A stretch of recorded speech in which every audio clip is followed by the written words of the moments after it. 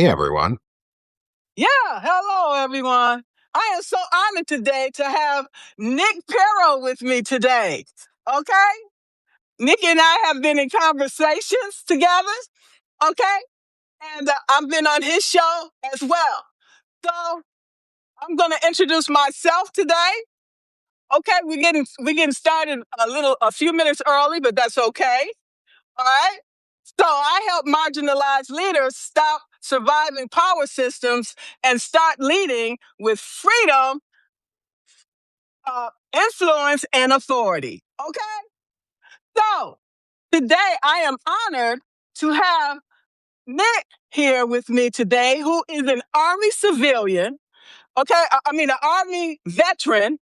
Okay? He's a technologist and a poet who works sits at the intersection of civic life, masculinity, mental health, and care for marginalized communities. So, see, right there, we have a lot in common. Okay? He hosts the Substack based live series and podcast Stick of This Show and co founded the Banner and Backbone Civic Media Network using performance therapy, conversation, and critique to challenge dehumanizing systems and narratives. Okay? With a background that spans military service, software development, and music, Nick brings a sharp, embodied perspective to questions of power, dignity, and accountability, aiming to reignite civic engagement and redefine what strength and leadership can look like now. Okay? So, Nick, thank you so much for joining me today. Um, Thank you, Margaret, for that amazing introduction. Thank you. I sat there smiling. Thank you. I'm Nick Paro. Margaret pretty much said it all. And so I'm a prior musician or musician by training. I studied classical music theory and composition at Carnegie Mellon University, one of the top music schools in the country. And I've written multiple pieces of music and have them recorded. Some of you have heard them. I play them on the intros to my shows. I have a flute trio recording that I have out that I got recorded and performed in 2011. I'm working on getting ready to release a piano solo piece. When I get up to 300 paid subscribers, every 50 paid subscribers, I'm releasing a new composition that I have that I've had recorded over time, just so as an incentive to get to those subscriber numbers, but they're not behind a paywall. So everybody will get access to the music because I think music is for everybody. But I just want an incentive to help get people in into the community and help me grow because it's helping me put together a space that's incredible. So I went from music to the military. I trained in intelligence collection and gathering. I'm a human intelligence professional. I know how to run interrogations, so I learned how to ask questions really well. Um, I finally learned how. I finally, as I got older, learned how to internalize that ability and be good at it. I was not good at it for a while. It's taken me a while to get there because I learned I had to be comfortable with who I am to ask real questions to other people. Um, Sue, great question. I sing, I play the piano a little bit, self-taught there. I can dabble on the piano. I cannot play other people's music. I'm really bad at that. Not that I can't read music. I'm not really good enough on the piano yet. Um, I've played the saxophone most of my life. I have a wooden Hawaiian flute, bamboo flute that I've learned how to play. I'm learning how to play a Navajo wood flute that I picked up when I was in New Mexico from a flute like a Navajo flute maker. I got one of his last flutes that was available. Is beautiful, beautiful piece of woodworking. Um, and I'll practice on that one because I can play that while I'm on Substack, and it should come through really, really well.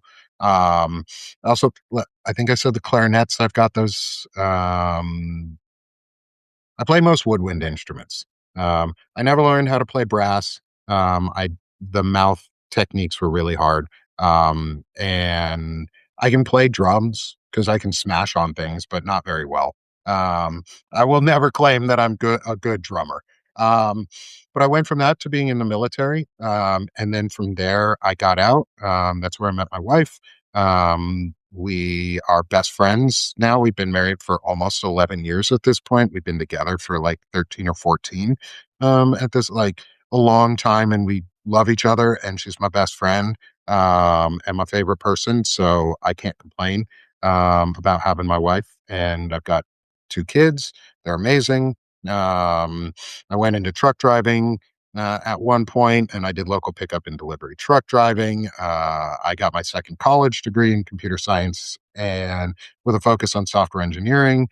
Did a federal registered apprenticeship, so I'm a journeyman software engineer, actually.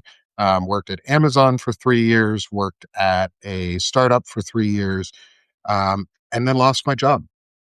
The only times I've ever lost my job are in tech. I've lost 2 jobs in tech, and they weren't my fault. It was because, 1, they shut down our entire division at Amazon, and I lost my job Thanksgiving week was when I was told I was losing my job, and we had 30 to 60 days to get out, and I was lucky to get a job in that time frame, and it turned out to be a really good one for a while, and then I went into a very, very bully-based, management or I was bullied for 2.5 years basically by executive manager, and I worked my way through it. And then I lost my job because I started speaking up on things, and I didn't follow what they wanted exactly. Um, and there was some other I can't really talk about the company or the job because I still have a contract saying I won't discuss them, and I wanna keep the money that they gave me when I lost my job, because it's what has helped survive and keep me going during this time. Um, and so I got off and I got mad and I started writing poetry. I didn't go down the route of depression. I went the route of expression, and I let myself write poetry, get my feelings out, and I put it on Substack, and people seem to really like it. And so I started talking, and people seem to really like listen and like what I'm saying. And it's evolved into what it is, where I'm realizing that I am reconstructing masculinity. And that's where I am now, is um,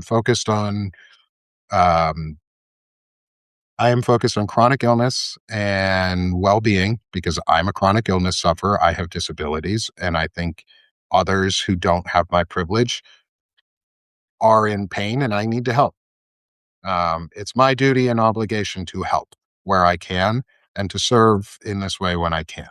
And so I'm doing that. I'm helping give voice where I can to the disabled community and giving us a space where we can talk freely and openly and together. And then I'm giving a space for men to grow and learn how to be intelligent, masculine men and break free of this fragile, toxic, fascist masculinity.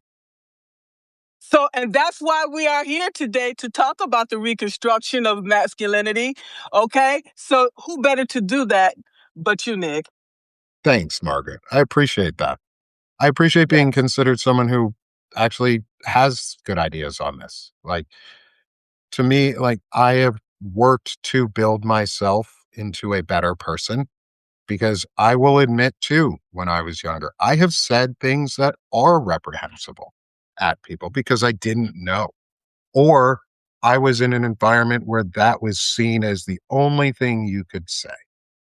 And I've been near people who have said the N word to Black kids' faces in college and thought it was okay. I didn't participate, but I didn't stop it either. And now I'm in a different place than when I was in college, where I would stop that behavior because that's an unacceptable piece of behavior because no one should have that type of shit thrown at them. Nobody should have those words. I've had them thrown at me as a Jewish person. There are some really hateful and hurtful words that people say about Jewish people. Had them thrown at me. I know what it feels like to be part of a marginalized community. And you shouldn't have to know what it feels like to be part of that community to want to care about them. But I know what it feels like and I do care. And so I'm going to do what I can to fix the hurts that I've done in the past Maybe not with the people that I've done them or had done them to because it's been too long in many in some places. And I don't know if I and I do know that I'm the bad guy in some people's stories. And I'm okay with that because sometimes you have to be the bad guy in a bad person's story to be the good person. Like, it's okay to be the bad guy to a bad person. You're a good person to other people because of it. And so that's the mentality I come at it. Is like, I don't know if I'm the good guy. I don't know if everything I'm doing is good or right, but well, I don't know if it's good or in that like that good bad dichotomy, but I know what I'm doing is right. And that's more important to me. I couldn't agree more, Nick. And Thanks. yeah, so when we're talking about reconstruction of masculinity, um, you have to go back to childhood, okay? Because what were you taught that masculinity is and what it stands for? Yeah. Can you Yeah. talk to us about that? Oh, absolutely. So if I go back to my childhood, I am very lucky. I will say that up front. I'm very lucky for a lot of families as I had two really good parents. I have a stable parenthood. I have a stable family. Yes, we have issues in our family. We've had times when people don't talk to each other. I'm fully aware that we have hurt each other at times. We have said things to each other that aren't always the nicest. We also, not all of us agree politically on things. Yet we still maintain the family now. And we have and I have purposely maintained the family and built connections across the political differences because I think the only way that I can help people is if I talk to them. And so part of that is going back in time to when I was a kid. My parents gave me really good examples. My mom is a school psychologist, is a licensed school psychologist. And so I was taught early how to discuss emotions and like understand and be aware of them. Whether I internalized all of that as a kid is a different story. Like I didn't internalize everything my parents taught me. I rejected some of it because I didn't want to listen to it. My dad gave me a really good example of like a calm demeanor and for like until it gets to a breaking point. Like my dad gave me a really good example of what it looks like to remain calm, to remain safe, to remain dedicated to what he was doing. But when it hit the point of no return, it was done. It was over. He put a foot down. My dad wasn't one who put a line in sand when things happened. He put a line in stone. And so if things happen, that was it. He taught me to stick up for what you do and respect your values and hold them true. He also taught me how to grow in your values because my dad was more conservative when I was born. By the time I was an adult, you would have never known that. You would have never known my dad was a conservative because he was the safest person in the family for my cousin to come out to. She was afraid to tell him, and he looked at her and he said, I loved you yesterday. Why would I not love you today? Oh, That was his response. That was my first introduction, real family introduction to what it meant to just accept someone in our family who was gay or lesbian. Because my dad literally just said to him, "Why the fuck does it matter?" Basically. Like, I loved you yesterday, I love you today, I'm gonna love you tomorrow. It don't matter who you love as long as it doesn't hurt you. And so that's what I was taught love was it's a partnership, it's friendship, it's good as long as it's good for you. I love And that. s and so I don't always talk about my dad, I talk a lot about my mom and the influence she's had because of a lot of the psychological and mindfulness work that I do. I've also had to go through all my own stuff because I've gone through years of therapy and things like that. But my dad has been a really big influence on just giving it a quiet example of what it means to be able to grow, to admit your flaws, to accept them, to accept different things that you wouldn't have accepted years ago to actually talk about mental health when it's uncomfortable. And it took years for him to open up on things, and he finally did. And that's made it better. And it shows me that that's also because that's a choice that I'm making too, is that it's the right one because it's helped my dad grow more. And so I want to give, because of the example that I got, I want to give other people an example that they can follow. And it doesn't have to be me, it doesn't have to be exactly my example, but maybe you can learn something from it and apply it to your own life. Absolutely. Now, it sounds like you grew up in a very healthy um, environment, which was great, but many of us sadly didn't have that opportunity. Okay. So, what you're talking about is replacing silence with emotional literacy. Yeah. Okay. And that is so important. That's some of the building blocks, the foundation that we all need growing up. Okay. We're being nurtured and shaped to become this adult. And many of these um, are not good. Okay. We see that when you talk about toxic working in a toxic work environment, and we see all this narcissistic behaviors. Okay. Because people feel threatened by Hmm. your knowledge, your skills. Whereas they should be embracing and we should be working together. And that's the Yeah. problem in the world that we live in today. Well, it's a manufactured problem too. Like it didn't have to happen the way that it is. It's been made to happen. Um, a lot of what we a lot of what people don't talk about is like toxic masculinity. And it took me a while to get into the understanding this and how toxic it really is nobody ever talks about how toxic the tech environment is as a environment for families, for holistic people, for just work. The tech field is toxic masculinity as a field. It demands all of you. I spent 6 plus years in the tech field. During my last year before I lost my job, I had spent 2 months working almost 80 hours, 80 to 100 hours a week. I sat at my computer. I have 2 kids and a wife. I sat at my computer from 6 a.m. to about 2 a.m. Most days, 7 days a week. I gave up my life because I was a 10Xer. I was a 100Xer or whatever they want to call it. They use these terms, 100X, 10X, these overperformance terms. What it is they want you to give all of yourself at all times to the company, and it doesn't matter what's in the background for you. You have to have a support system that is willing to be there for you. I didn't lose my family because my wife was willing to still live with me during all of that time. She supported me.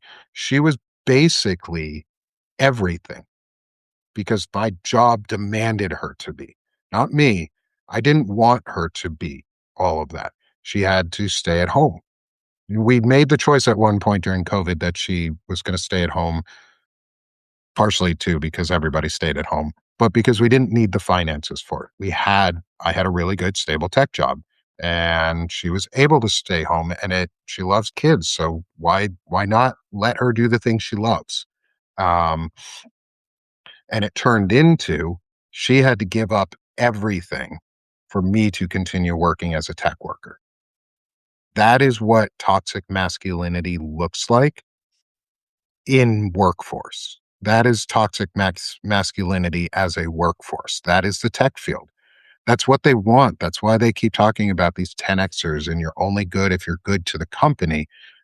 There's no work life balance. It's company balance. And that's it. It's you do what the company needs because you're slave labor to them. They want to treat you like cattle and chattel and slave labor or peons or serfs or whatever they want to do it because they want the money and they want your effort, but they don't care about you. And that's what toxic masculinity is as a workplace. And that's why I'm glad I'm out of it. And I've been trying to deconstruct that for the last 7 months. Okay, so what advice will you give to people that are still in these workplaces? Because that's the reason why I retired. So what advice do you have to them for them? Make a Put your foot down. Say no. If you are in a position where you hold influence in a company, say no. Make your position known. Now is not the time to sit back quietly as a tech worker. Do you want to know why, tech workers? Because tech is the problem too, because your field is the problem. It's not truck drivers who are the problem. It's not farmers. It's not businessmen in suits. It is tech. You are the problem. We have made a tech society that wants technocracy and the destruction of our freedoms and rights. It's your problem. So you need to make it a problem at work. If you're in a position of leadership, if you are an executive, if you are a staff level engineer or a staff level whatever, if you are the highest level, if you're a principal engineer in software engineering or a senior principal or a director, make your position known too, because they're making theirs known. And if you don't like what they're doing, leave before they fire you, because I was right going to to work does not give you the ability to do anything. The right to work policies around the country are slave labor policies. They give the company the ability to say, you have the right to work until I'm done with you. And that's what they do. And that's why I'm here.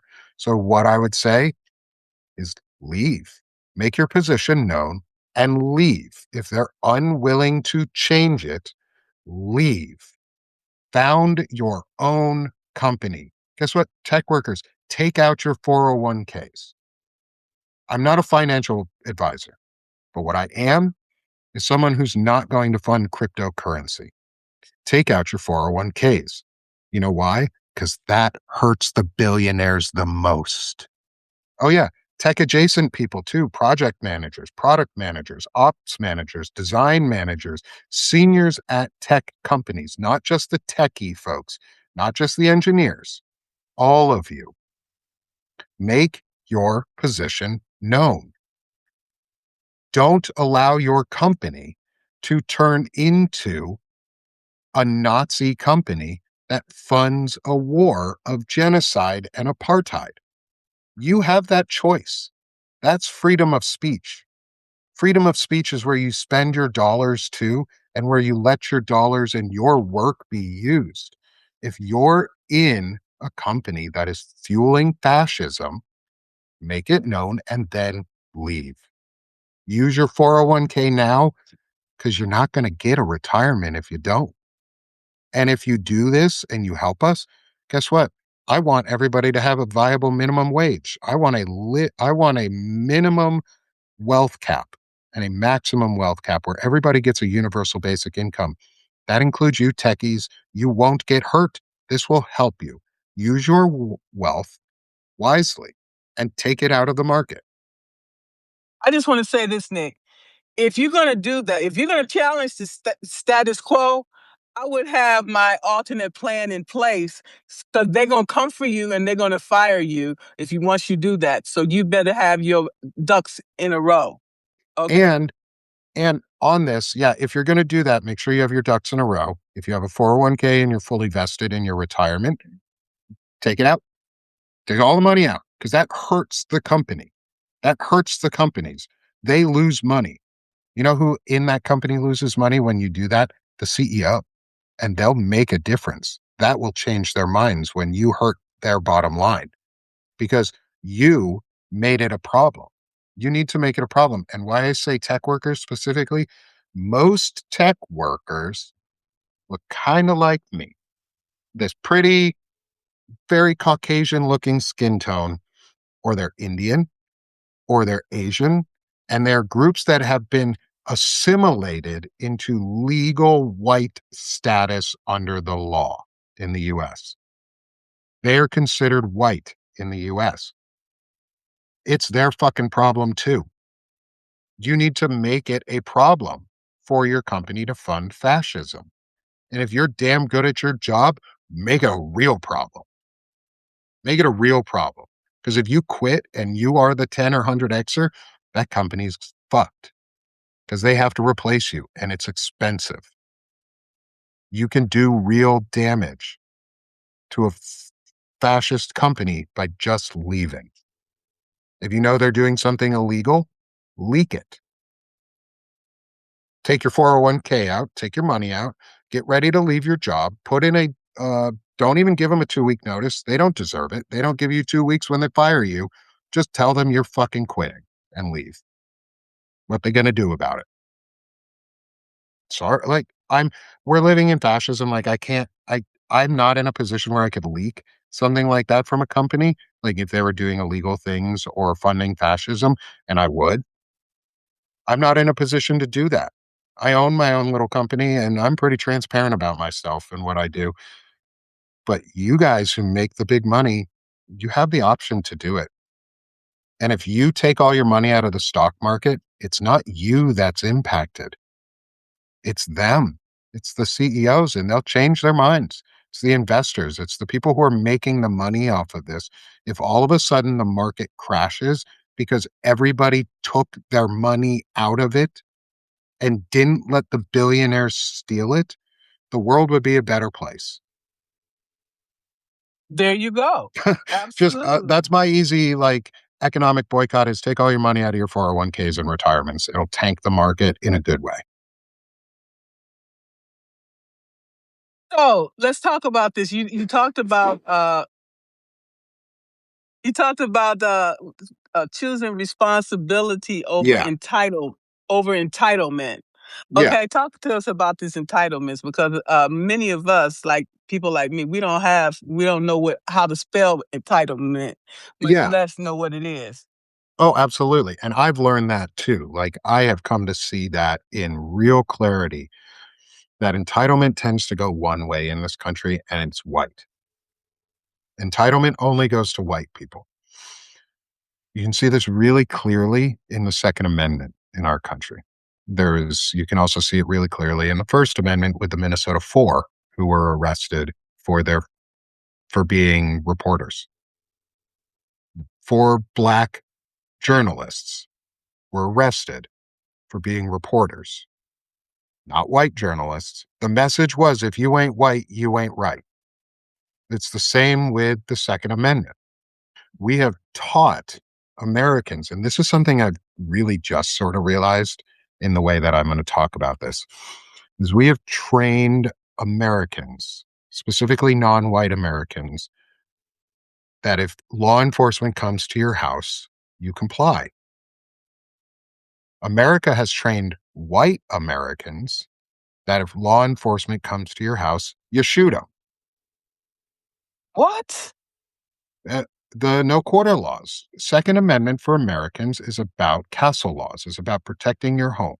Every white American that I know, if somebody says, what would happen if an intruder busted in your house in the middle of their night? Their immediate response would be, I'd shoot them. No questions asked.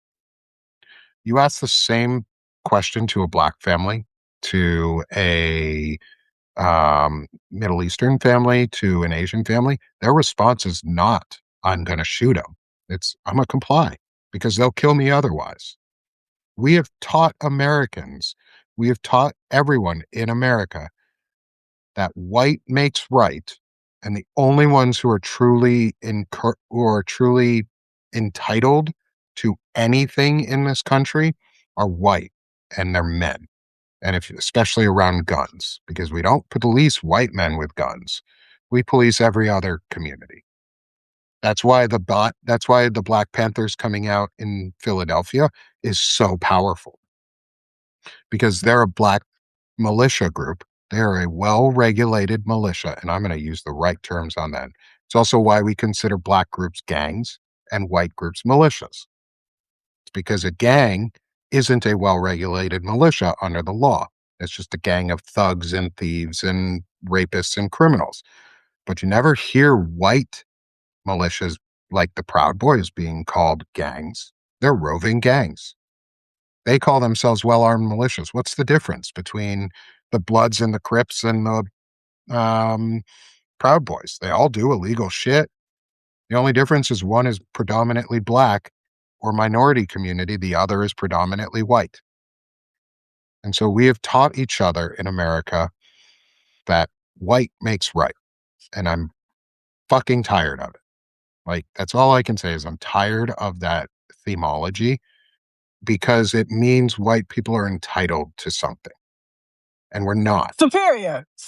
It's superiority. It means it's manifest destiny.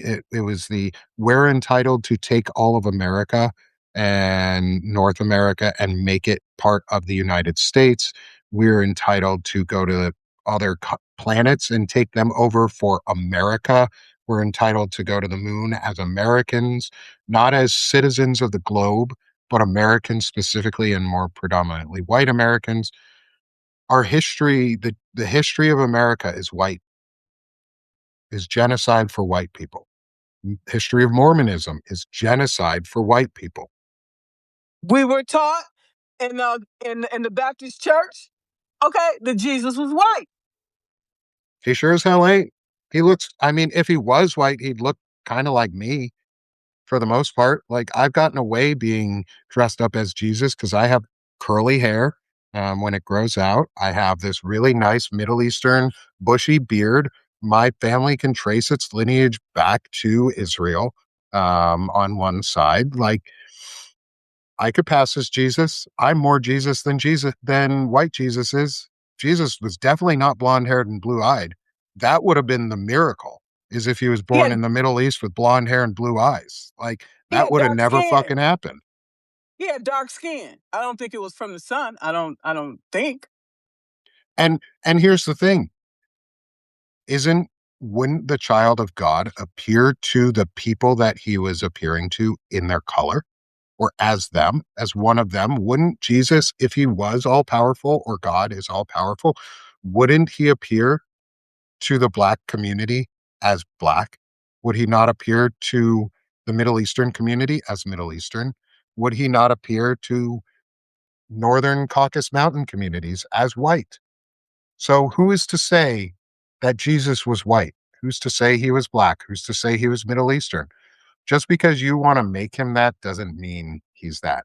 Also, white people, can we, like Christian followers, can we accept the fact that Christianity is a really violent religion and is founded on the superiority complex of violence and taking over an entire continent? Because the Europeans were not Christians until the Holy Roman Empire came around and took them over violently. Christianity took over Europe violently and squashed out and quashed all of the other religions that were there. That's why Christianity has taken in pagan faith practices like Esther for Easter, or St. Niklaus for Nicholas, for St. Nicholas for Christmas, for all of these traditions. Those are assimilations of other people's cultures into Christianity so that they could continue to take over. It's manifested itself in America as Mormonism, with Joseph Smith, who saw golden tablets in the forest of Vermont, who was a adjudicated and convicted fraudster and pedophile, who founded the Mormon Church, who went across the nation and genocided the native population to find a white savior in Utah in the end. The history of Mormonism is white supremacy. We don't want to talk about that in America.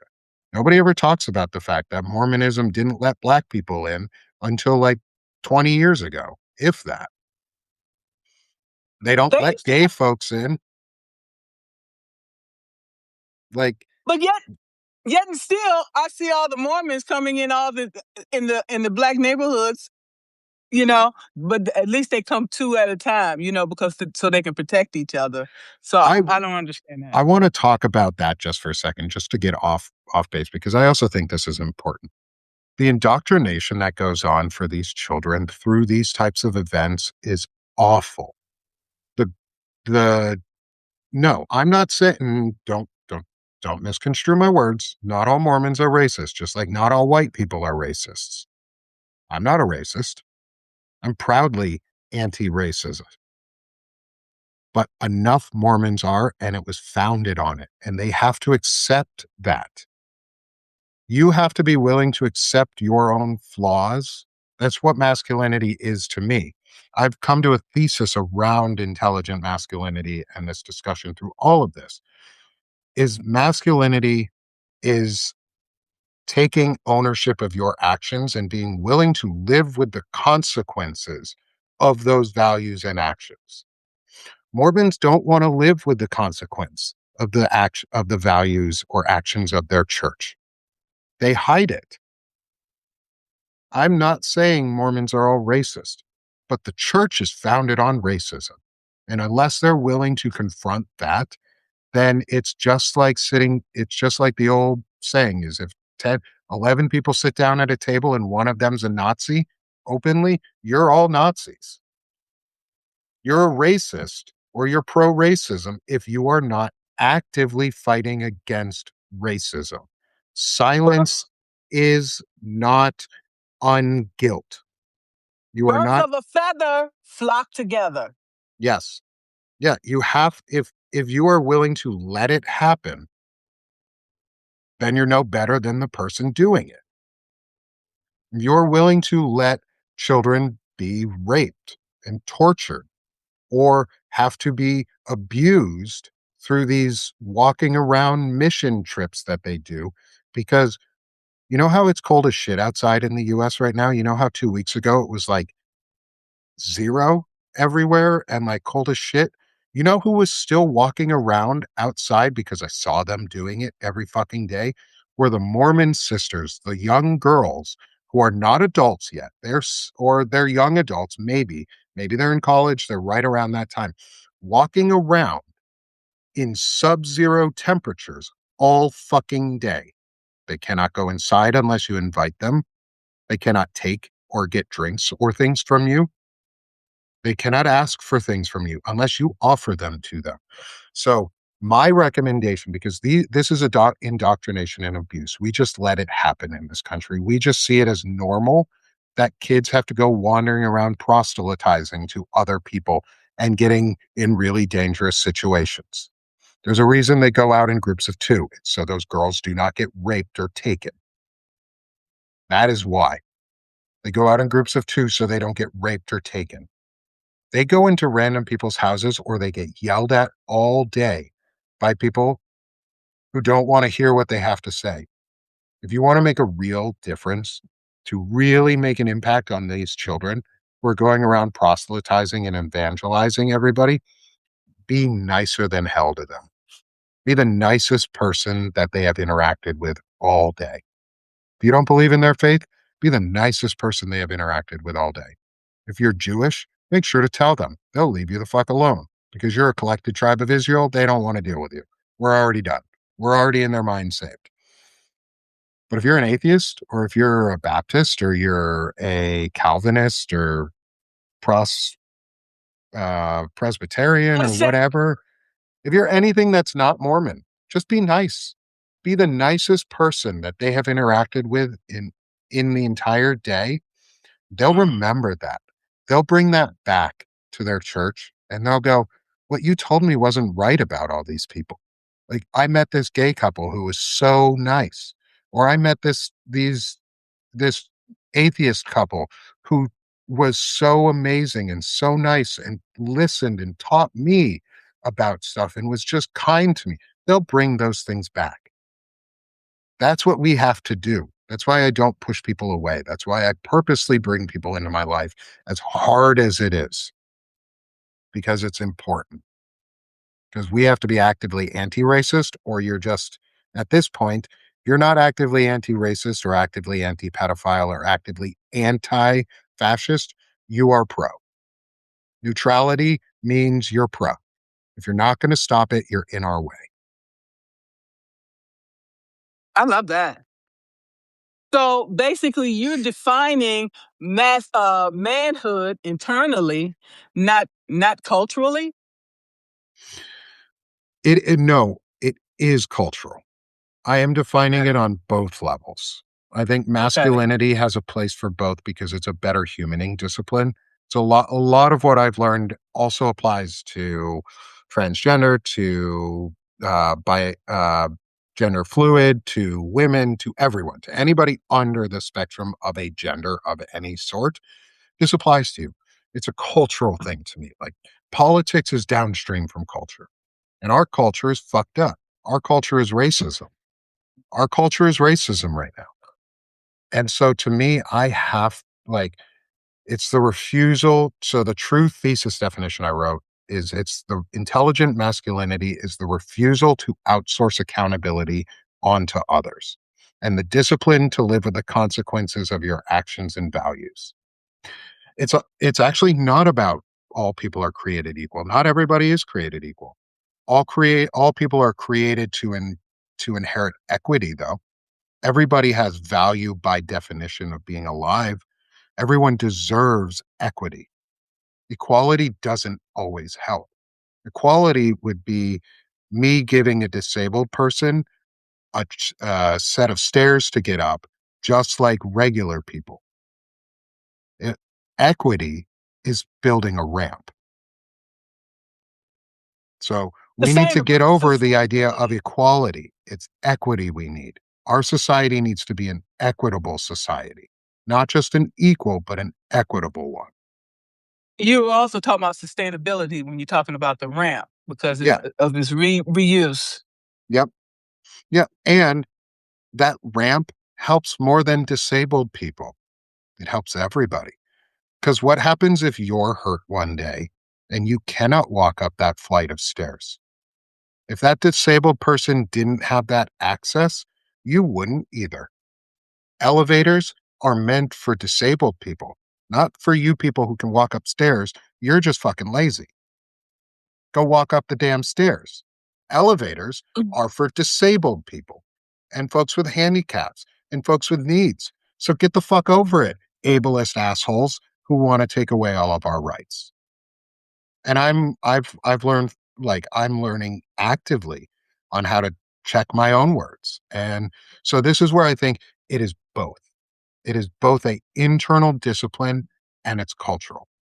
I think it's an internal discipline because it's on us to do it. We have to have the discipline to say, I inherently have enough value that it's worth me working on myself and making a better system. I'm not going to outsource the accountability for my own actions to say, Margaret, if I say something racist, you have to check me on it. That's outsourcing accountability. Internalizing accountability is stopping before you say that racist shit and go, "Ooh, that's racist. I shouldn't say that." That is internalized accountability. That is me not outsourcing my accountability to others.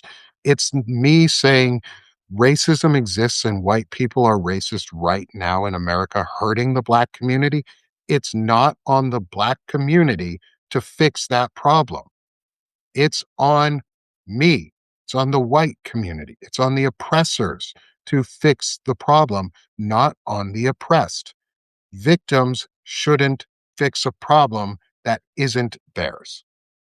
White supremacy is abuse at scale, is family abuse, is spousal abuse, is domestic abuse and violence. I stole that from, I think it was either your weirdo friend or This Woman Votes. One of them said it is white supremacy is domestic abuse as a government system. Mm. And I can't get that out of my head. Like it is. It's victim shaming. It's telling everybody else that you have to fix the problem that is ours. I'm refusing to pass that on to other people now. It's not your it's not your responsibility to fix my issues. It's mine. It's not your responsibility to fix men's issues. It's mine. That's why I stay in my lane. I don't discuss women's issues because women are better at doing that than I am. But what I do is I amplify those issues. I don't have to be the one discussing it to make sure it's seen. Like the SAVE Act issue that's going on. There is an act called the SAVE Act, which is sitting in Senate waiting on John Thune to let it go to the floor if he ever decides to, that will strip the ability for anyone who has ever changed their last name from being able to vote without really, really strict document checks. That means if you're married and you move, you may need to fucking re register to vote in a really serious way, or you might not be able to vote at all. They're coming for women's right to vote. They're coming for gender fluid people's right to vote. They're coming for trans folks' right to vote. They're coming for gay folks' rights to vote. Because you know who the only class in America who does not change their last name when any event happens in their life? White men. We don't change our last names for shit. Our wives do, our spouses do, we don't change our last names. And that's what they're coming after. And it's under the guise of illegal immigrants are voting under fake names. So they're going to make it so that you have to show your original birth certificate. But guess what, women or transgender folks or anybody who's changed your name, gay men, lesbian women, anyone anyone in between on all of those asexual folks, anybody who's changed your name, you're fucked if the SAVE Act gets passed. It will strip the right to 97 million people in America right away to vote. Well, what I does can amplify that message as a man, but it's not I can amplify that message and do my part, which is men. If you think that it's wrong to strip the rights to vote away from anyone who is not a male, because that's what it's going to come down to. It's not just white. Well, it is white, but they want to go back to landowning white men as the only one who can vote in this country. They want property owning white men to be the only ones who can vote in this country. It is my responsibility as a property owning white man to not allow that to happen. Because I own a house, I own property, I'm married. Should my wife have to vote my way or not be able to vote at all? No. Should my daughter not have the right to vote or have to vote the way that I tell her? No. Or the way a spouse tells her? No. Should I be able to control the fact that if they have a credit card or not? No. Because nobody does that to me. Like, I'm just advocating for equity for everybody. And the fact that that's considered racist against white people is a problem. Like, I'm a race trader and I'm okay with that. I would in this is Jim Crow that they want. The SAVE Act is Jim Crow. Is modern day Jim Crow legislation, and I'm not going to refer to anything else because that's what it is. It's they want to bring back poll watchers and poll taxes. Having to buy your birth certificate and passport and make sure everything that you have up to date matches correctly costs money. Not everybody can afford to do that. so now our citizenship is going to be in question? Yes. Yes. Because they've already said what they wanna do. They think that birthright citizenship only applied to slaves, not anybody else. They believe that women should have to vote the way that their husbands do, assuming they even have the right to vote. They want a family vote. They want a single head of household vote.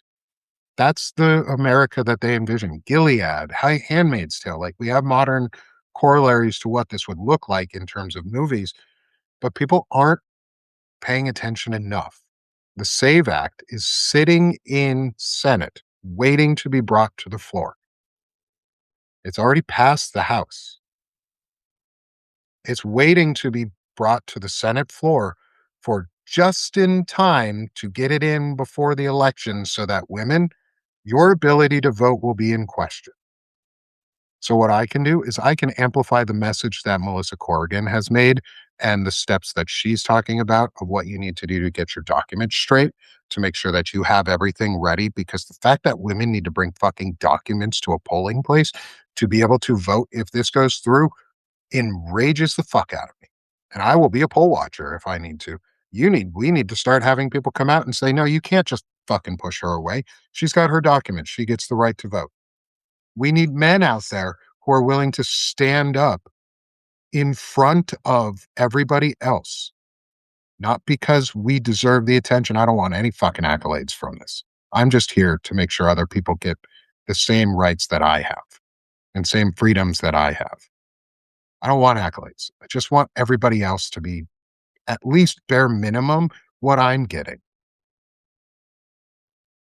Like, do unto others, Christians, if you want to live in a Christian society, do unto others you want done unto you. Golden rule. Fucking follow it. You're not doing very well.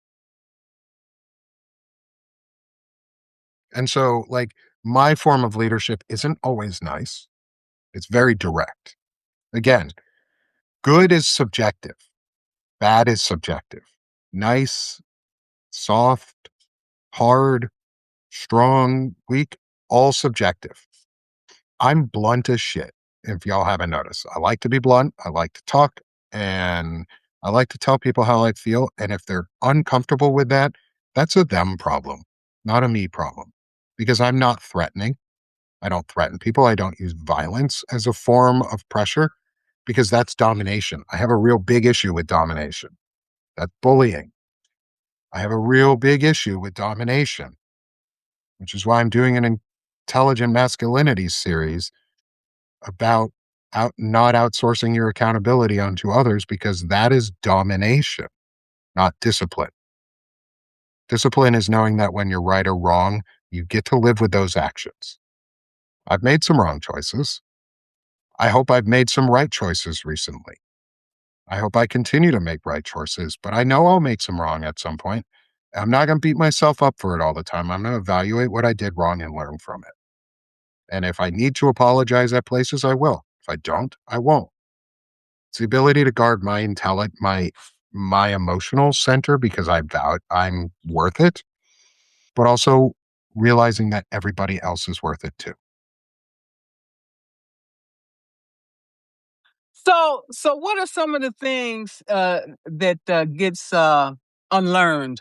Okay, like the idea that vulnerability is weakness. Yeah. Okay. So one of the things that I unlearned was not only that vulnerabilities, and this is something I still work with, is I have a hard time like expressing emotions constructively. Like, and so it's like I have a hard time busting out laughing because I've had to mute my emotions a lot. I go through depression. I am a depressed person. I am a person with depression. I'm a person with anxiety. I'm a person with chronic illnesses, and it impacts my mental ability to feel and come like comprehend all of the emotions. However, I work on myself to do it. And so like the the idea of vulnerability to me isn't just emotional vulnerability, it's creative vulnerability. It's I'm a poet and a composer, and I'm putting myself into more vulnerable situations by writing poetry. I wrote music and I don't sing very often. That's the thing that I've always been afraid to do, as much as it like sucks because I trained to sing and I know how to sing and I thought I was pretty good at it. Um, but it's always been a fear of mine to sing in public. It's always been a fear of mine to talk in public. And here we are sitting on a podcast. The only reason I can do it is I imagine that it's just you and me. And I don't have to worry about all the audience until I look at their chats and I'm like, oh, hey, we've got like all these people listening in on us. But vulnerability is creativity, is creative vulnerability, is letting yourself actually feel the emotions of what you're doing. Like, I let music move me. I let myself cry during sad parts of TV shows.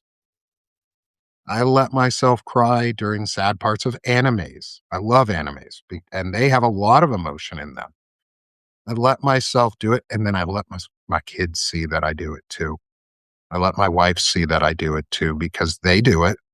It's healthy for them to be able to show their emotions. Why can't I? That's one of the things that was missing when I was a child. Okay.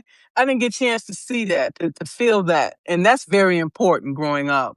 Yeah. You see the humanness in people and that Yes. it's okay for you to be human as well. Yeah. And if other people are allowed to have emotions, why can't I? And if I'm allowed to have my emotions, it's just like the same thing with the freedoms is if I can have these freedoms, why shouldn't other people?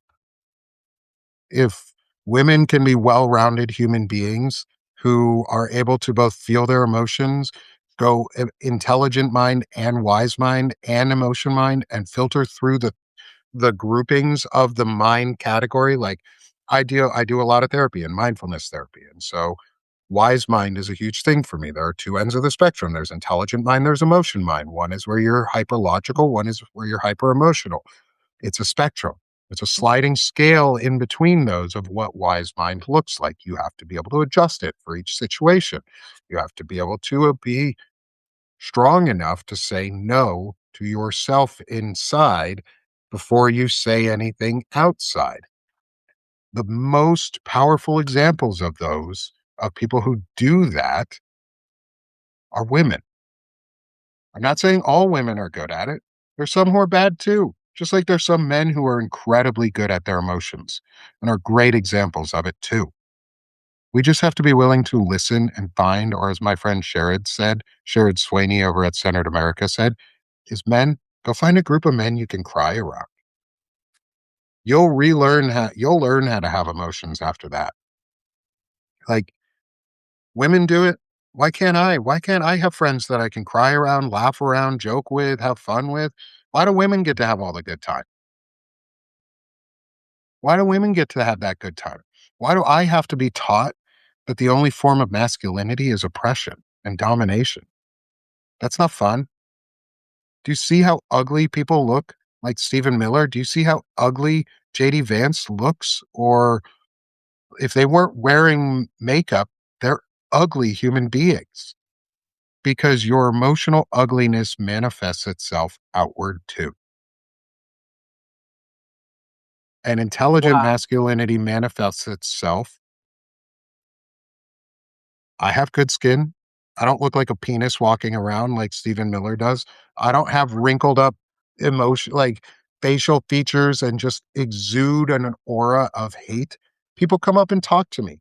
Kids come up to me and want to, and like, and ask me who I am. And yeah, like Grammy Phil says, hi, mom, is you talk to people. It comes from the inside out, and that inside has to look good for it to be good outside. And you can tell who the not nice people are pretty quick because they make it easily seen. And right now we live in a place and a time, and that's why I'm doing all of this, is we live in a place and a time where they feel comfortable letting that be seen. We have shifted the idea of what is acceptable behavior to the point where every behavior is acceptable. The paradox of tolerance is we had to tolerate every viewpoint, but we didn't because we forgot it's a social contract, not a moral one. That's why I think masculinity is both. Looping that back in is because masculinity is part of the moral contract of society, which makes it a social problem. If you're bad men, you are breaking the society's contracts. Pedophilia is a societal contract that is being broken by men who are abusing others into it. Do I think, like, we'll take Jeffrey Epstein just for a second. We'll take Jeffrey Epstein and Ghislaine Maxwell. Both went to prison. One, we don't know if he's dead or not. We assume he's dead. I'm not going to be a conspiracy theorist. Let's assume Jeffrey Epstein is dead and that he was murdered because I would assume he was murdered. Um, it seems pretty illogical that he wasn't the way it happened. But who is the one we blame the most? It's not Epstein most of the time. The It's woman, Maxwell. the woman. Yeah. Yeah. Who is serving the most time right now? None of the men are. Ghislaine Maxwell is. We fork over the responsibility of our actions onto women or other people. It's like Graham Plattner out of Maine, who I don't know if he's still running for Senate in Maine. He had a Totenkopf tattoo on him, which is the skull, the death head skull of the SS units in the Nazis. He had the death head skull tattooed on him for 14 years. He gave the excuse of, I was a young, dumb Marine and we didn't have a woman around to tell us that was wrong. Mm-mm. Sir, you, one, I know Marines. I know a lot of Marines. Some of the smartest people I've ever met. You don't go into the Marines dumb. They don't let you. Marines ain't dumb. Grunts in the Marine are smart. They're smart people. It was an excuse.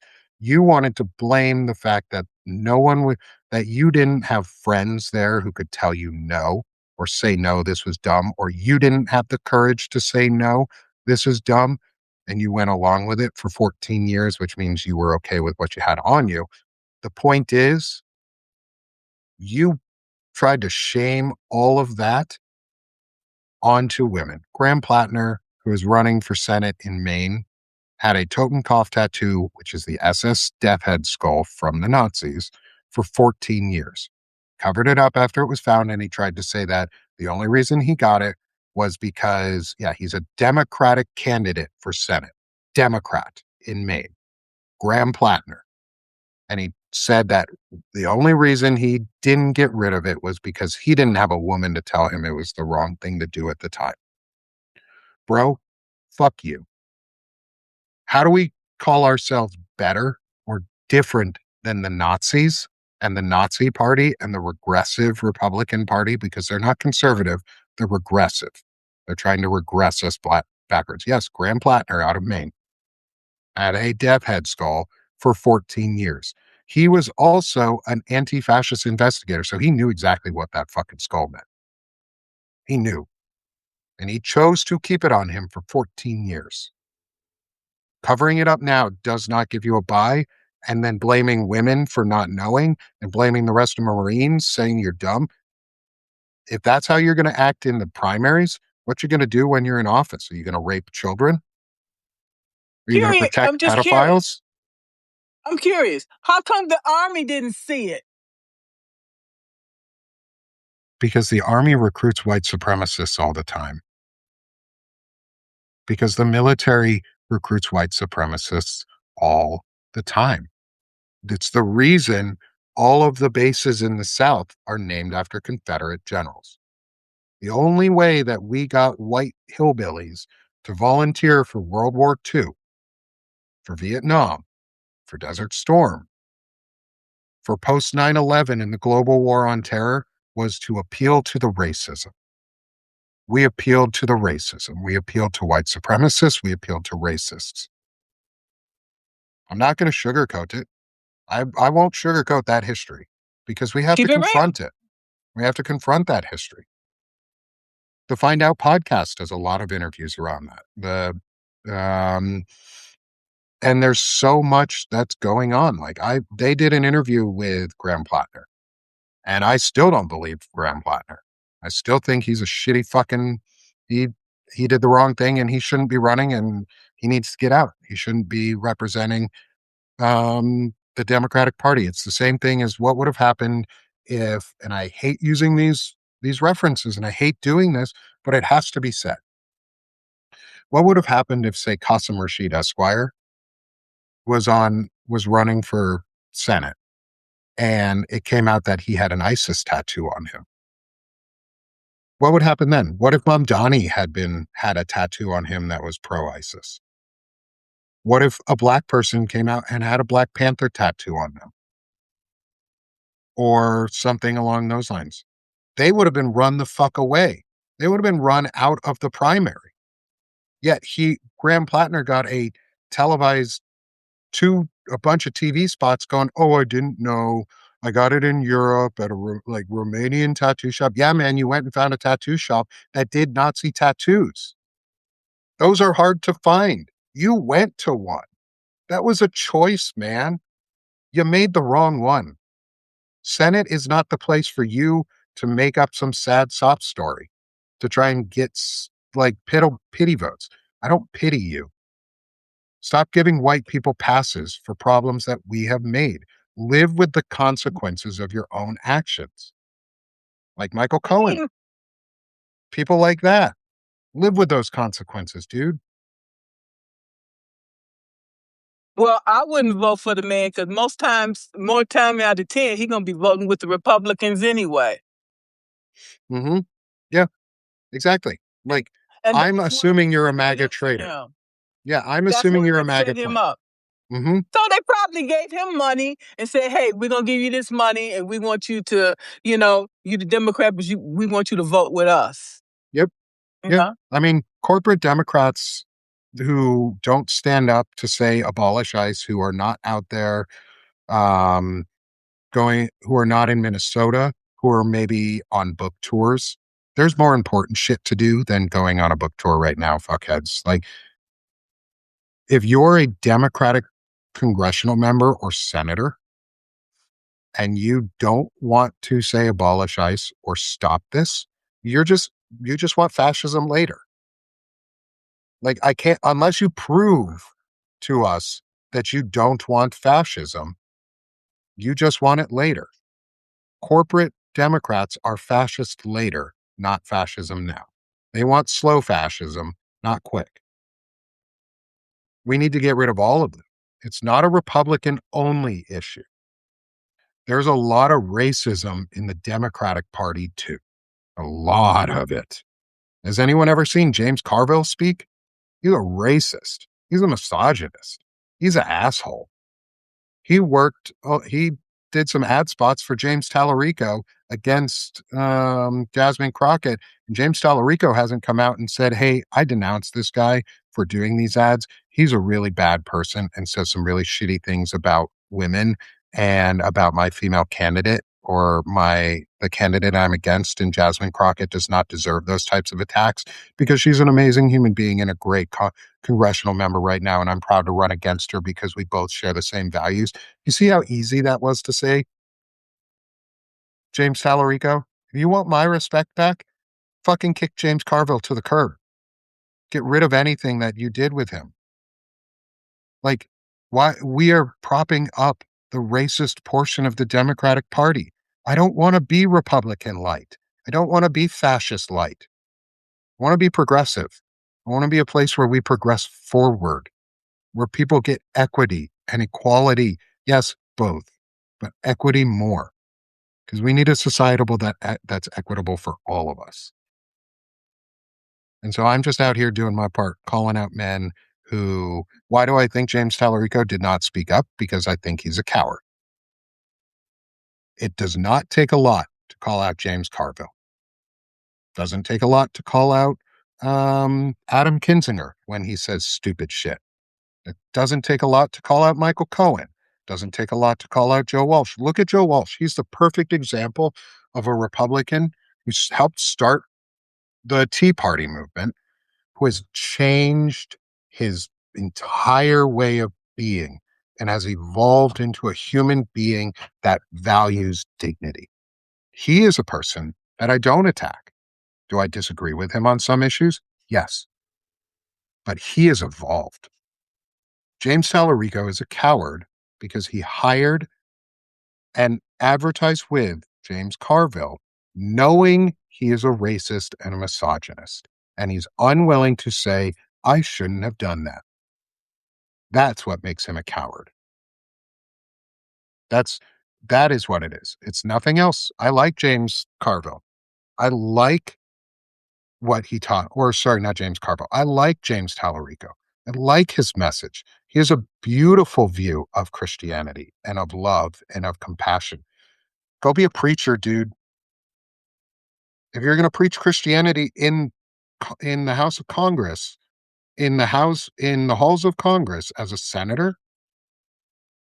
go do it somewhere else. Government is supposed to be apolitical or a-religious. That means all religions are equally touted, which means shut the fuck up about yours. I don't care about your Christianity. Sorry, like being Christian isn't a positive thing right now. You guys have made yourself into the bad guys. Not saying all of you, but it's the same thing as when women say all men. All Christians are the problem, unless you show yourself as not. And there are people who are showing themselves as not. Look at what Tim Whitaker does. He's out there. He's an evangelical progressive Christian doing really, really hard work and being out there doing the right things. Again, whether he believes in separation of church or not, if he is advocating for policies that are based on Christianity, he is not. If it's based solely on Christianity, it is not separation of church and state. That is legalizing Christian values. I want a government that doesn't care if you're Jewish or Christian or Buddhist or non-denominational or none of the above. Anything. Hindu, I don't care. Okay? He's appealing to his constituents. Keep the church part out of it. You're not going to change my mind. There's a wall that has fallen down on purpose between church and state. Stop talking about your church in the halls of Congress. Stop advocating only because he comes out as I am a Christian and I want to do this. That's entitlement. That's Christian entitlement to get to come out and say, I'm a Christian running for this office, or you have to swear on the Bible to be elected correctly or to have your oath matter. That is not separation of church and state. So we cannot keep advocating for politicians who are preachers, whether we like them or not. He's a preacher more than a politician. Does he do good in Texas? Yeah. Fucking stay in Texas then, man.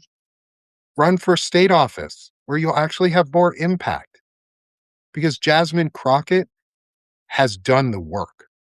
Jasmine Crockett is qualified more than anyone else.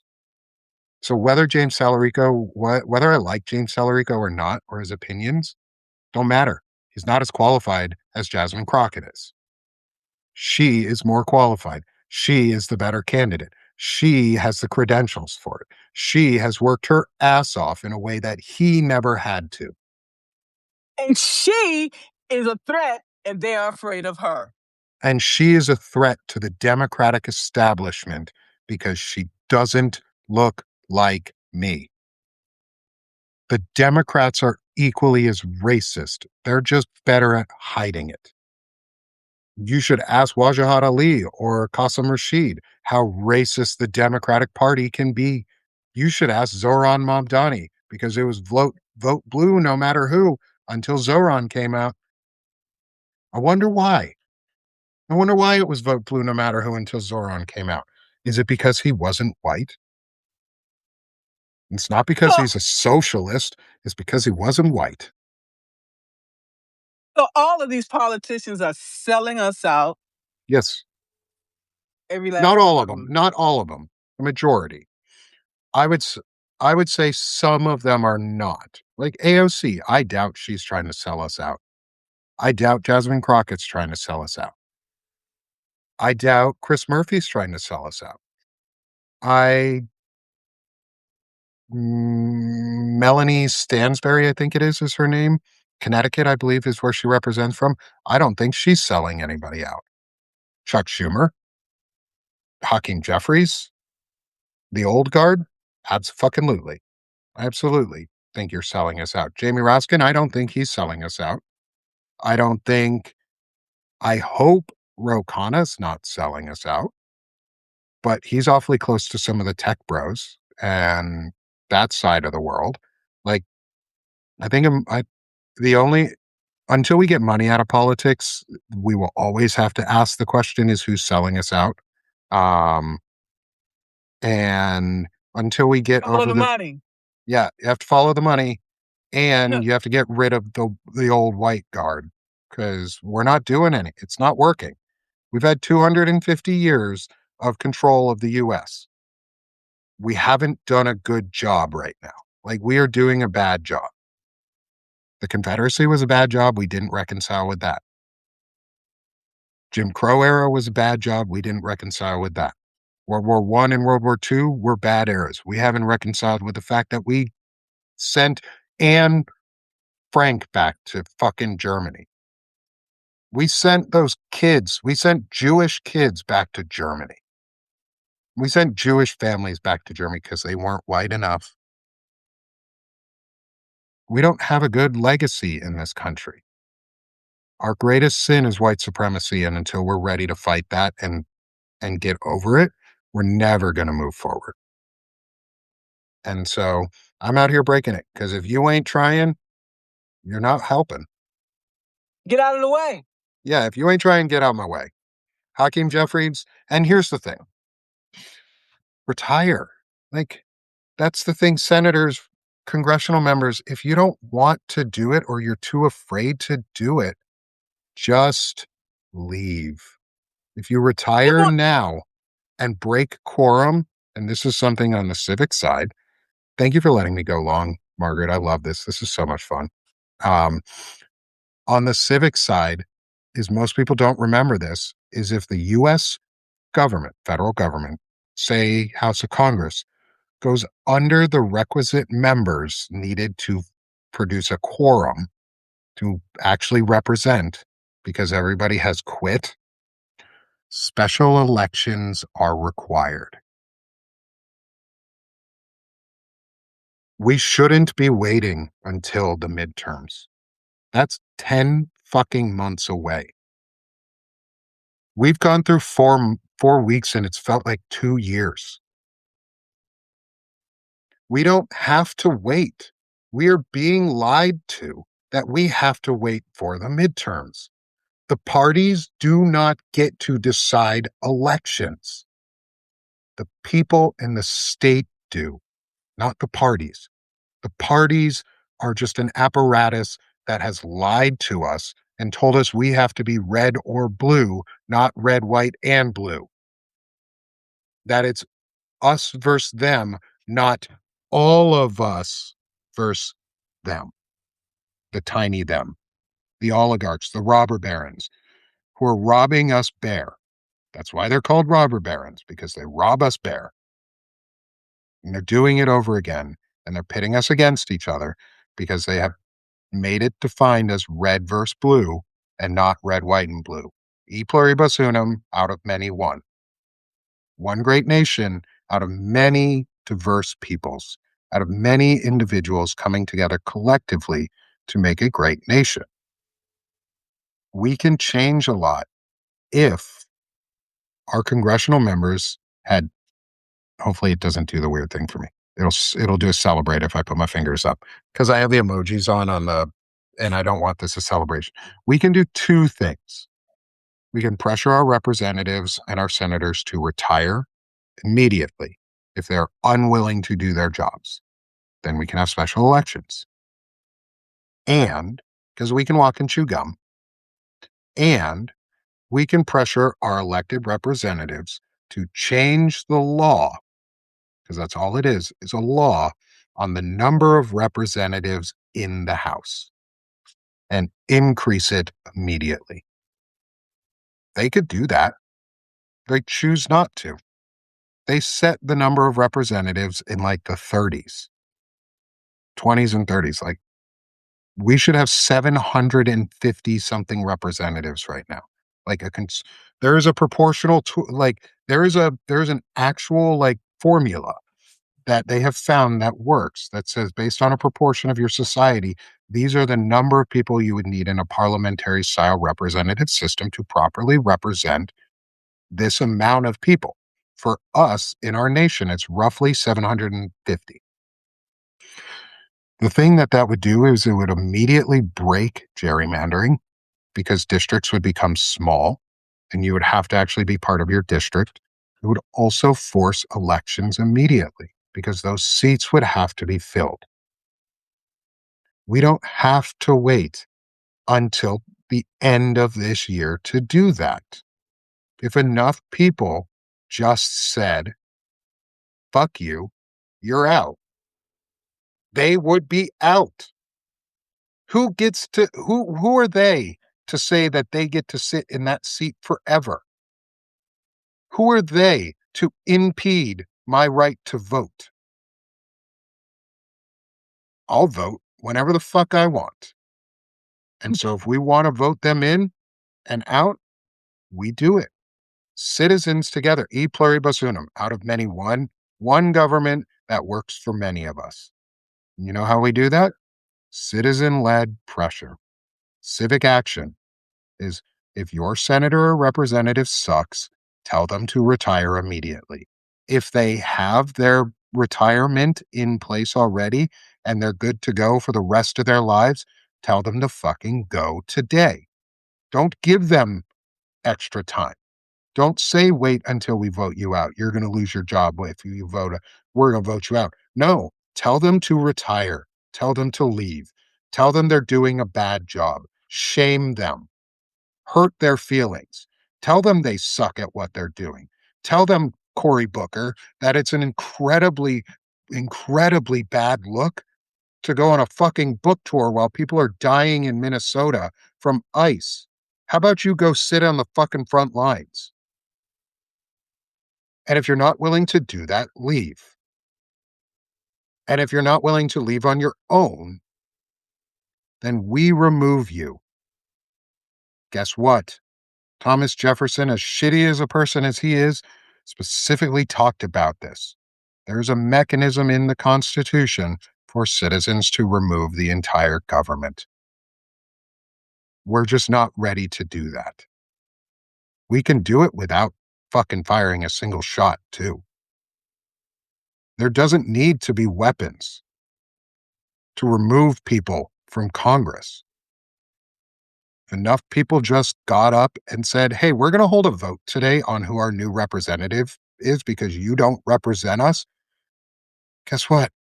What they're going to do to fucking stop you? What are they going to do to stop you? If a new representative shows up and says, hey, you just lost the vote in our state 99% to 1, get the fuck out of here. Maybe there's no precedent for it. We're in unprecedented times. Try unprecedented things. What they going to do? What are they going to do? Tell you no? Well, too fucking bad. Keep doing it. Nick, Owning slaves was legal. Owning slaves was legal. Owning human beings as slaves was legal. It was the illegal acts that people did because it was morally wrong to own a human being caused slavery to end. If we chose as a people to stand united and say, nah, you ain't our government, get out, we're done, it would happen.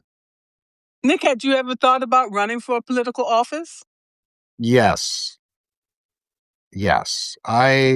So I thought about it running for this term in state office in Arkansas, but I'm moving. And so the town that I would be moving into is a different state representative district than the one I'm currently in. And I thought it would be inappropriate to represent a people that I don't know and am not actually part of yet. So yes, I am considering it in the long term for state because state is more important than federal in a lot of ways. And just so everybody gets some hope, Arkansas increased the number of state Democratic representatives by 1 in this last cycle, winning our first seat in 20 years back. Guess what? We can do more. We can break the supermajority in the state of Arkansas. You can also tell your state reps to quit too. There are a lot smaller amount of people that need to join together to say, hey, you don't represent us. Get your state reps to quit. Get your school board members to quit. If they suck, if they're doing the wrong thing, if your mayor is doing the wrong thing, if the city comptroller or the whoever's doing the finances are doing really, really bad jobs and illegal things, remove them. There are legal mechanisms to do it, but public pressure and shame work a lot quicker. You don't want to be known as the rapist, pedophile protecting House Representative Steve Womack from Arkansas, or John Boehner, or John Boozman, or whatever the fuck your name is, Tom Cotton. Do you guys want to be remembered as pedophile protectors? I wouldn't. I can buy a billboard in Arkansas that says Steve Womack protects pedophiles. I can buy a billboard. You can too. They are kind of expensive.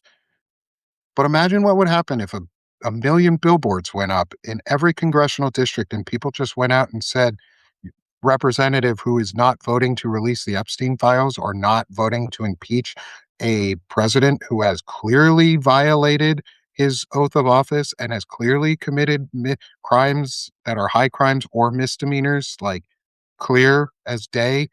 If you're not, if you have a representative or a senator who doesn't want to admit to those facts, get a group of you and your friends together, go buy a couple billboards that say Representative yada yada yada is protecting pedophiles,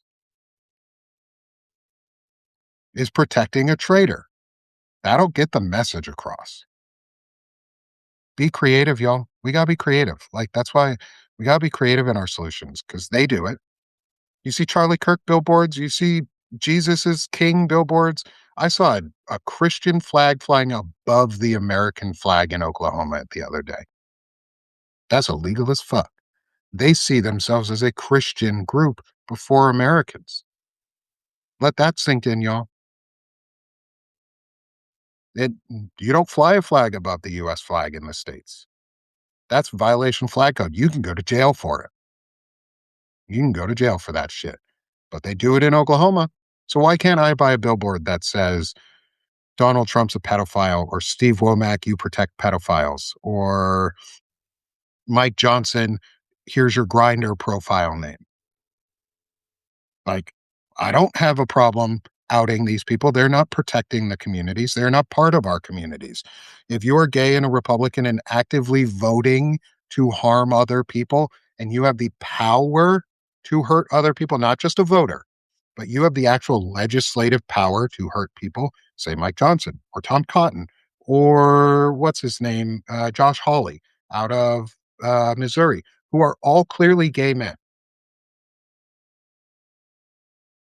Y'all, I don't want to protect you, and I'm not going to, and I don't feel bad about it because you have the power to hurt and are using your power to actively hurt the community that you are supposed to represent and be a part of, whether you want to be part of it or not. And so we can call these things out. We have to.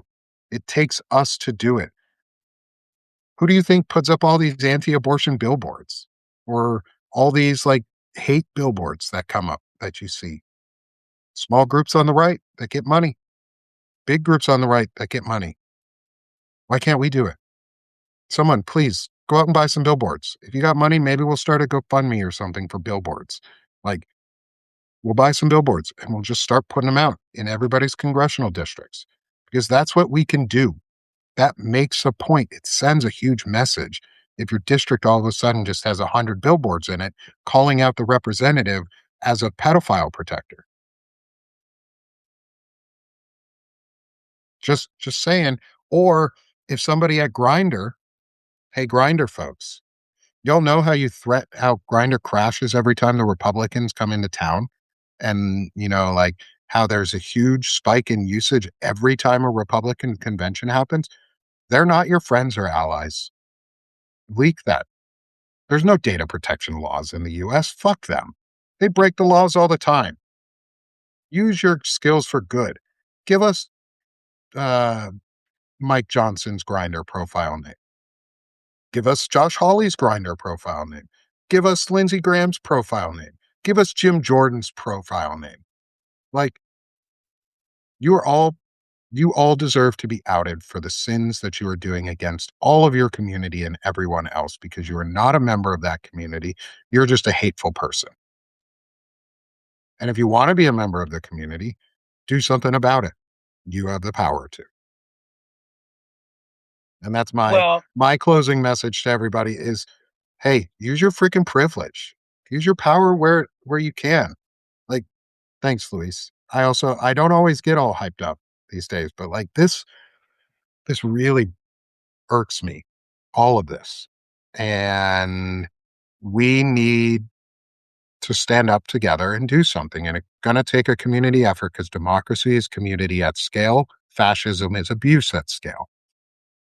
And so, if we want a good democracy, we need to have good communities. And those good communities come out and support each other and do things like put up billboards for your neighbor who is a representative, who is protecting a pedophile and shaming them. Make it uncomfortable to be a fascist. Make it uncomfortable to protect pedophiles. Make it uncomfortable to rape children. That's what they're doing. They are enabling the rape of children. Make it uncomfortable for them. They are trafficking women and kids. Where are all the kids? Where are all the women that ICE takes? Where are all of them? Where are they? Where are those people? Because nobody ever fucking knows where they are. They're trafficked. They're gone. They're part of the sex rings and trafficking schemes. They get put into the US adoption system, which is a trafficking system for many, many children and has hurt too many kids and needs to be fixed in its own ways because family court is a trafficking court and an abuse court and it needs to be fixed. It's owning humans. We want to own people. That's what they want. And they see these people as less than. We fight back by saying no and shaming the fuck out of them. Democracy is community at scale. Fascism is domestic abuse at scale. And that's what it is. That's what those two systems are. And so let our community maybe do all the work that we have to. This is going to be maybe an unpopular opinion, even though I support Ukraine and I support other nations very, very, very loudly. We need to stop giving some of our money and we need to be putting it towards ourselves because it doesn't matter if Ukraine wins the war and we lose ours, because then we are the fascist nation that's going to take Canada and create a new Ukraine, and take Mexico and create another Ukraine, and take all of Latin America and make more. We are not an isolationist nation. Our policies are not isolationist. They are technocracy and hemisphere domination. So we need to be focusing on ourselves a lot more. Europe is doing it really well with Ukraine right now. I'm not saying don't donate. I am not saying do not support. I'm saying use your money more to support what's here in the States and the stuff that's impacting you and your family and your friends and your neighbors, people you don't even know more. Because if we can't fix ourselves, we will never be able to help anybody else. So I hope maybe someone will start some GoFundMe's and campaigns and stuff to get billboards up, and let's make some, we can make some templates so that it's unified across. Like, I have volunteers in my community. Maybe I'll get some of the folks to help on our side and we'll start doing it from a banner and backbone side, for our civic based action, is because we need to shame these people. It needs to be public. Anywhere there's a sign for your Republican congressman or senator that is like a billboard in your state or a yard sign, get an opposite one that says they protect pedophiles. That'll get people's attention. And someone's going to ask them, what do you mean by they protect pedophiles? What pedophiles are you protecting? They'll ask, somebody will ask. People are nosy as shit. They'll wonder why. And it'll strike up a conversation. And I bet you'll also make some friends through those signs. You will definitely make some enemies in your neighborhood and people that don't like you, but you will make some friends. Like, go out and be the asshole for democracy. I'm part of the fuck you left. I don't care about your feelings. Fuck your feelings. They told us that forever. They're the snowflakes, not me. I don't go hide into some fascist circle. I go and talk about my shit in public. That takes more strength than what you got, dude. You got that little testicle syndrome, that micro ego syndrome, hiding. You're like this little wannabe turtle that nobody can find. Need a microscope to get there, but ain't nobody going to find it in the end, and it ain't no fun when they do. That's what you are. And as I like to tell my friends, because I like this message, just for a feminist side, not really a feminist, but I love women because I think we equally fight for ourselves and we can help each other in that way. So I guess I would be qualified as a feminist, but I don't describe myself that way. It's probably one of the most feminist things I ever say, and I say it a lot. Men, we're the weaker gender. We're the weaker gender. A pussy can take a pounding, testicles can't. So if you want to be anything, men, start being a pussy because that shit can take a pounding and you can't. I'm s I caught you out of nowhere on that one, didn't I, Margaret? Love it. Love it. Okay. This has been truly a pleasurable conversation, very informative, and you have 222 people, okay, coming to see you today, and this is great. Thank you so much Thank you for for having coming. me. Yeah, it was truly a pleasure, and we'll have to do it again sometime. Oh, absolutely, and I'll have to have you back on for some of the shows on the Sick of This show as well and do some empowered leadership discussions, more that we've been doing. Um, I'm turning my masculinity series that I do. I right now do it 2 or 3 times a week. It's gonna be my new weekly Thursday morning show starting in March, but I'm gonna expand it to also include female voices to come on. That said, I will be very selective in my voices, not because I don't want women speaking on it, but because I come at it from the same point of view as why would a man speak at a feminist convention and come in and say he knows more about femininity than a woman does?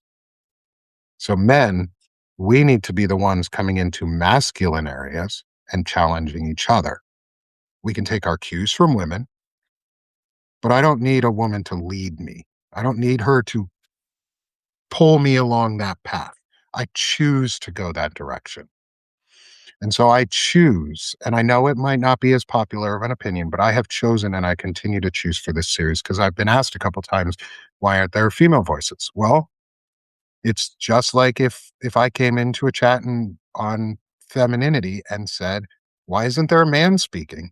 You'd probably get a little outraged and it would be justified rage.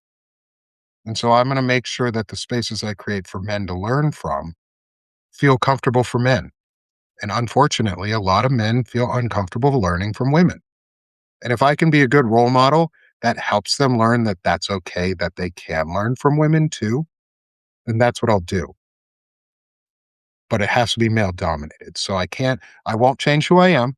That being said, I'm going to have folks like Margaret on because she's an empowered leader, because she's someone who helps set that straight path, that path that's not narrow, that has many ways of going, as long as we fight in the same direction. And I wanna guide that, and I need men to do that with each other. And also, thanks, Lynette and others who showed up on Monday. My mom came on for the chronic illness discussion, for chronically illing out on Sick of This Shit publications. She's a retired licensed school psychologist, and we got to talk about the impacts of COVID on child development and the impacts just on general development, and what it's done to us and how the baselines are no longer normal.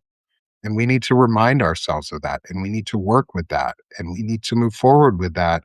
And how do we approach it as parents, as husbands, as wives, as others, as partners, as intelligent men for me, as intelligent women for you, as intelligent whoever you are for whoever you are? Like, I'm not going to walk into a space that is not for me and say that I'm smarter than you about it. I'm going to walk into a space and learn. But that's also why I ask specific questions like who is the most important feminine figure in your life? Because that is just as important as the masculine figure, not male, not female, but masculine and feminine. And so I try and find those differences on and where we can come together. Yeah, it's emotional intelligence, it's all that stuff, it's better humaning, but geared towards men. Because, like I said, we're the problem. We got to be fixed. And it's not a woman's responsibility to fix us. That's part of the damn problem. It's not a woman's responsibility to fix men. Men's responsibility to fix men. Stop outsourcing your accountability onto women. Stop telling them that they need to do the emotional labor for you. So that's why, because I don't want women to have to continue to do the emotional labor of men being intelligent, learning how to do intelligent masculinity. So I'm going to challenge men to tell me their experiences on it. And so that we can talk about it and where they were intelligent or where they learned and where they didn't learn. I can't ask a woman what it means to be intelligently masculine because she doesn't have those same traits. I can't be intelligently feminine. I can be in touch with my feminine side and the feminine, what we would genderize as feminine aspects of my life, but I cannot explicitly talk about feminism because I'm not part of it. I'm an ally to it. I'm a friend of it and I'm an activist for it, but I'm not a feminist because I'm not a woman. Fair And I enough. think that's and I think words mean a lot of things. I was an interrogator. Words mean things. We learned that. That was a phrase they used for us was words mean things. Use the right ones. And so I try and be very, very precise in my words. Sometimes I fail, sometimes I don't. But I think I learn along the way. This has been such an amazing conversation, Nick. Thank you so much. I appreciate you and walking along this journey with you, your friendship, um, fellow veteran. And thank you so much. And thank you all for joining us for this amazing conversation. This has been so much, Margaret. So much fun, Margaret. Thank you so, so much. Thank you. Thank And you thank so you, everyone much. in the chat, too, for all the amazing comments and discussion points. I appreciate it. We had 225 in attendance. Thank you so much, everyone. Thank Have a you. great one. You too. Bye.